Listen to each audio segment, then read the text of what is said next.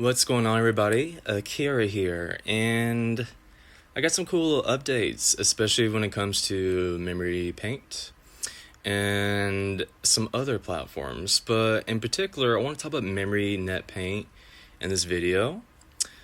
As most of you knew, in my previous videos, I've been talking exclusively about Memory Net Paint, and I've been showing multiple versions of version 1.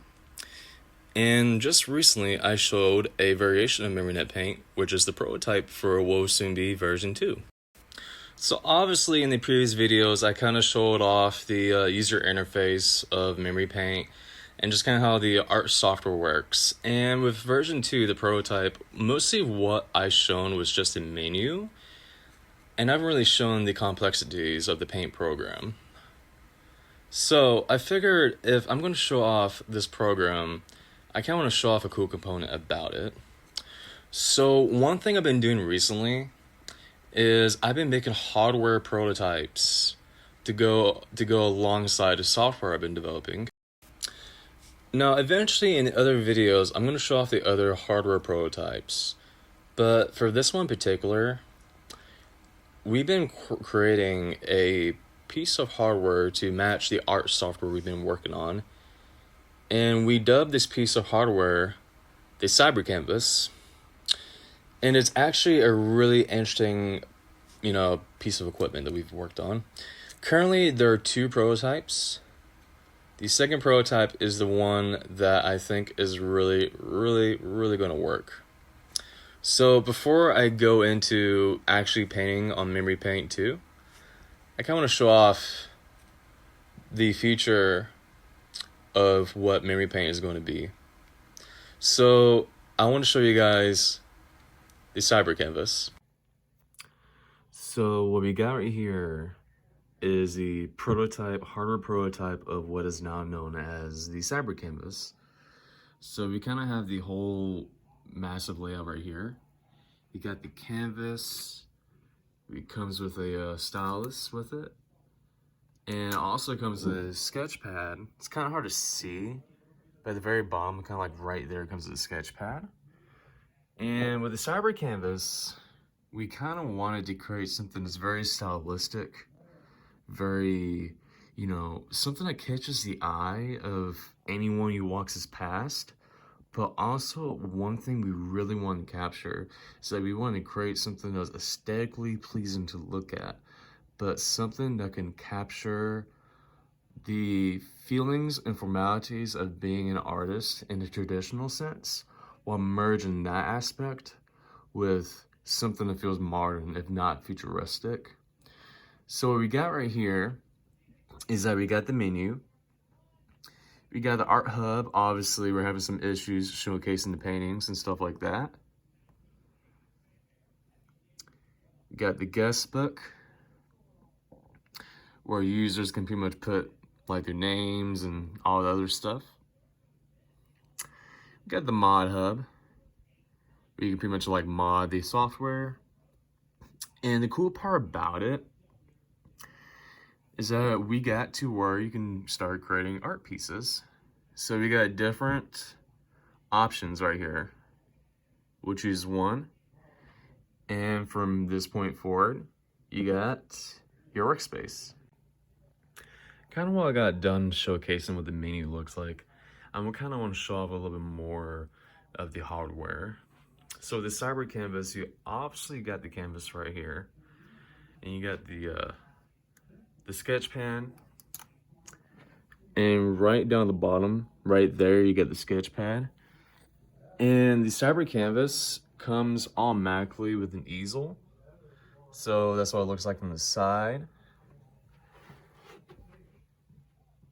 And really, when we took this out to test it in public, it had a very aesthetically pleasing look to it, especially in a cafe or a coffee shop, like a Starbucks. And, still, I think this is probably one of my favorite hardware prototypes that I've done. One thing I do want to talk about before we show off the software is what the CyberCanvas, as you see right there, was originally supposed to look like. And this was the first hardware prototype of the CyberCanvas. At the time, I was calling it the Tech Canvas. This was done through a basic tablet and some Raspberry Pi added on there and some shit. You know, but the main one working with right now, this one came with a stylus as well, as you can see right there. And on the very back, there's a strap, this Velcro strap, right? And kind of the idea for this one was you'll kind of grab the strap on the back while you use the pen to draw on it. And it was supposed to mimic kind of like an art palette. This didn't work because I didn't like the way it felt. I didn't like the way it looked at the end. And plus, I feel like I really felt like it looked too much like an Apple product. No. Alright, I want to keep it real and keep it a $1.50 for everybody. I tried to record this through the screen and it was glitching out, and I'm beyond too fucking high to figure out why it's doing that. So I'm gonna handhold this shit through my phone and record it that way. But as you can see, Marionette Paint, this is a prototype. It does not represent the final build. Yada yada yada. This is version 2.0 prototype. And I'm gonna go over the menu of what we have at version 2.0. So kind of what you saw when I was kind of showing off the CyberCanvas, you kind of have the basic menu right here. And our plan for MemoryNet Paint version 2.0 is to make this a static website that we can host on Neocities. So eventually when we do update it and add some cool shit to it, you know, I don't have to constantly be putting out a file on the itch page and trying to gravitate peeps to downloading that file, right? So with that being the case, we decided to design a menu. And Rita's idea was actually really cool. And she wanted to do a menu that was very similar to the Wii, the Nintendo GameCube, something that brought out a familiarity with peeps. So I'll show off what we got in this menu. So we got the Art Hub. And originally the idea of the Art Hub is to have a place where users can, you know, showcase art. So one of the ideas is that we wanted to be able to where anybody can, okay, there will be a competition. And with the competition, we wanted peeps to be able to submit their art for a competition. And once the competition is finalized, we choose the art pieces that we really enjoy and we display them here for the month. And this is very much subjected to change. I'm not really sure how I feel about this whole layout, but these are different art pieces that are done by different beta testers. You know, this was done by Rita, for example.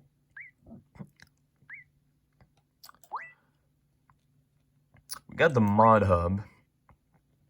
Mod me, baby. So, one goal with MemoryNet Paint and really any kind of project we're going to launch in the future besides Memory Paint is that we want every kind of project to be open source, right? So we wanted peeps to be able to modify it and kind of add their own kind of designs to it. So when you click this, for example, I mean, this is obviously not going to be in the final design, but when you click this, this would be able to allow you to pull up the code to the software.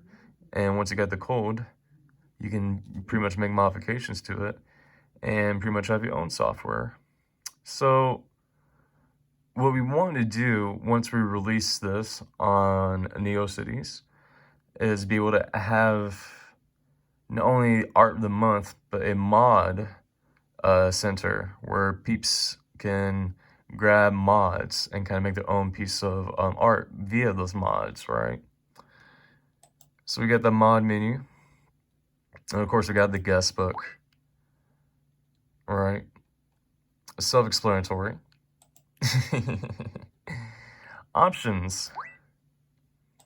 You got brightness. Make it bright, make it dark, do whatever you like with it. Color, electric cyan, vaporwave purple, laser blue, toxic green, infrared red. We're gonna go back to MemoryNet OG, right? Of course, I got different language options.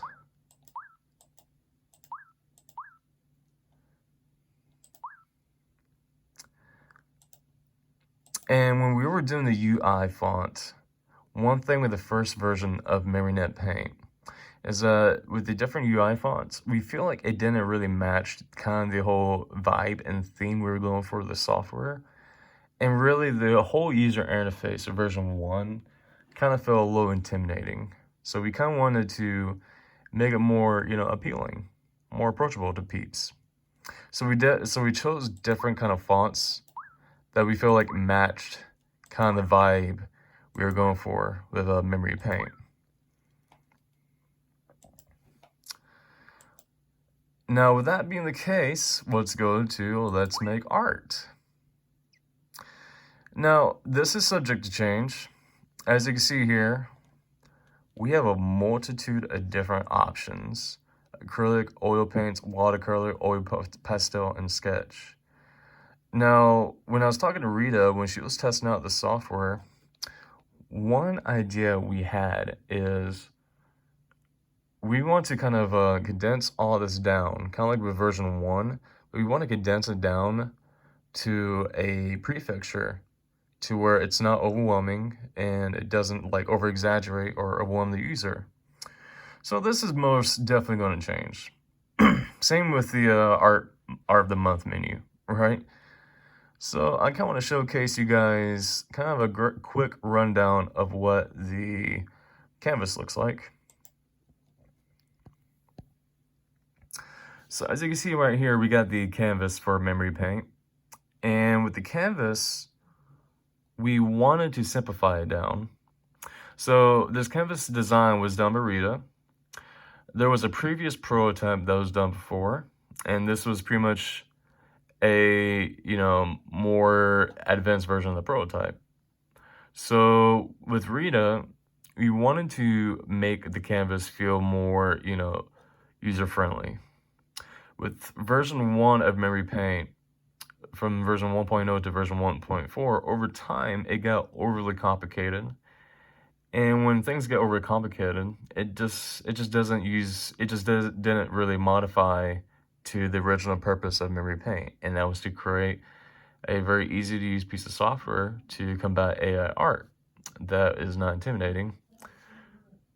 So to kind of give you guys a rundown of what we got the different brushes. And I'll pull up a background brush, for example, because I want to show you guys what we're going to do with the brushes. So with the version 1 of Memory Paint, when you chose brushes, it had different brush designs, like 1 HB background brush, that kind of thing, 2 background brush, 3, That's based off of my experience as an artist and different brushes I would choose and buy from stores, right? So we decided to kind of change it up a little bit. So to make it a little more easier, just like the blending tool, we decided to add a brush size. And let's go to our palette. We've decided to add some pre-built-in palettes. We'll go for Cyber Neon. And we're going to do a very basic background design, right? Like a very basic kind of like sky scenery. Just kind of showcase of what the paint's like. Now keep in mind, I am doing this with one hand. I'm not going to go into full length onto painting a Bob Ross style painting like I've done in the past prototypes. I am so sorry, and I'm high as shit. So I want to showcase just kind of what the blending is like and kind of what it's like to put the paint onto the canvas. So we kind of wanted to do like a super cute, fun, quirky little way of doing art. And we wanted to implement that into every little detail, Kind of like, as you can see here, the way the paint kind of falls onto the canvas, right? Let's add a little bit more to it.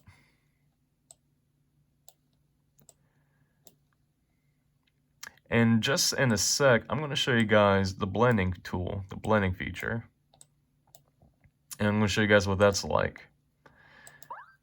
And just like when you're choosing your different brush types, your blending size obviously is going to return for the blending feature.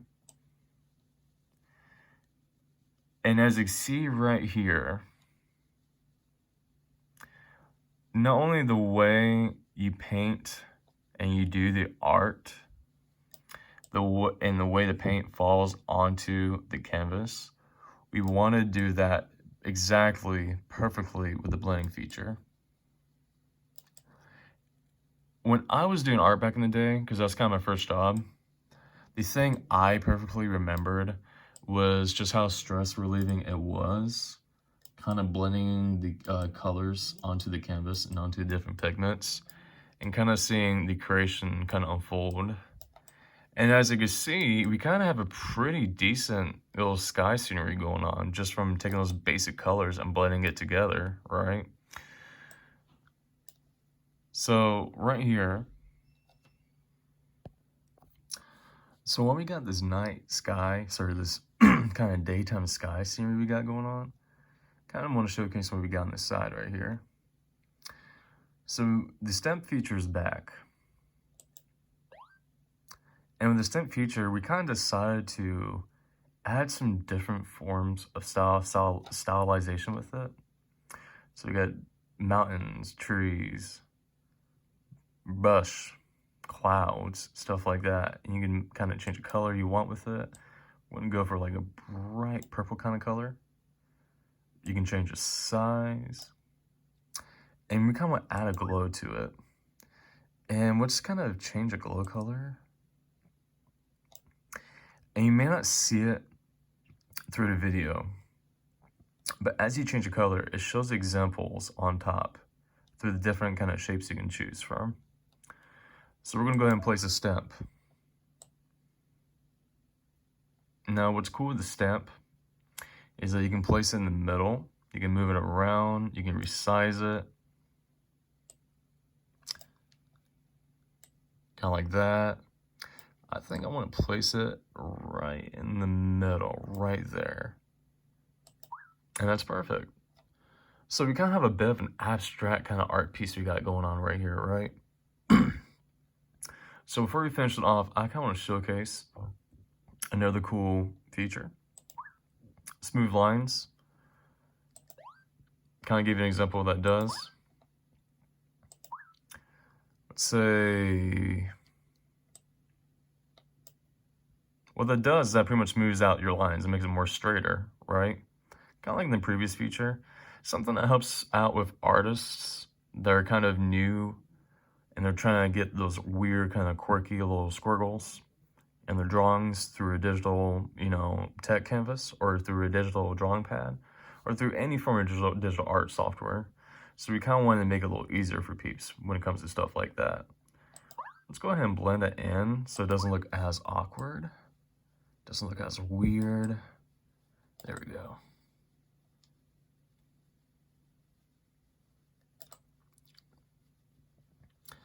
We'll go ahead and make the color a little more dense.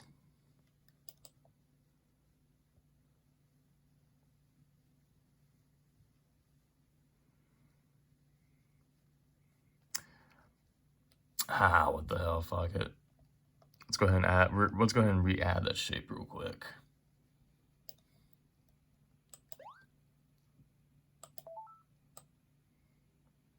And we'll add it right there. Perfect. One last feature I want to show you guys. Pretty cool feature. So you can obviously type words through text. You can always choose different fonts with it. But one cool thing we've added is the ability to add your signature. I'm gonna do this with one fucking hand. Wish me the best of luck. So I'm gonna add my signature, right?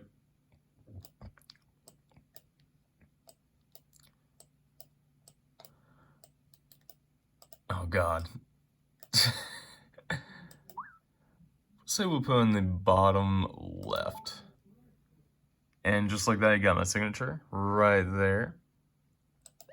And we'll add some text. Oh no, we already did that shit.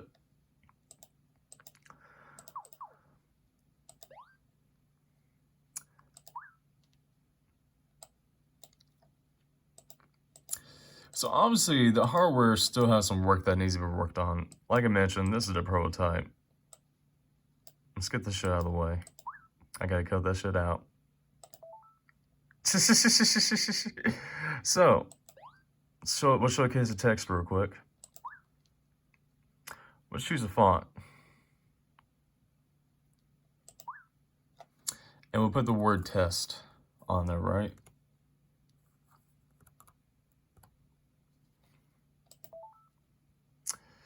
What's cool about this is that you can change the size of it. You can add a shadow effect to it, make that, change the color of that shadow to like a red color if you want. You can add the outline, add a glow to it. So you got like a lot of different options when it comes to kind of where you want to put your text at and where you want text to go, and so on and so forth. So we got our painting right here. And yeah, so this is a prototype and there's some things that are still being worked on, but I think so far, what we got so far is, I really like it. And I'm beyond excited to see what happens with MemoryNet Paint. So for those watching this video, thank you for watching, and yeah, I appreciate your time.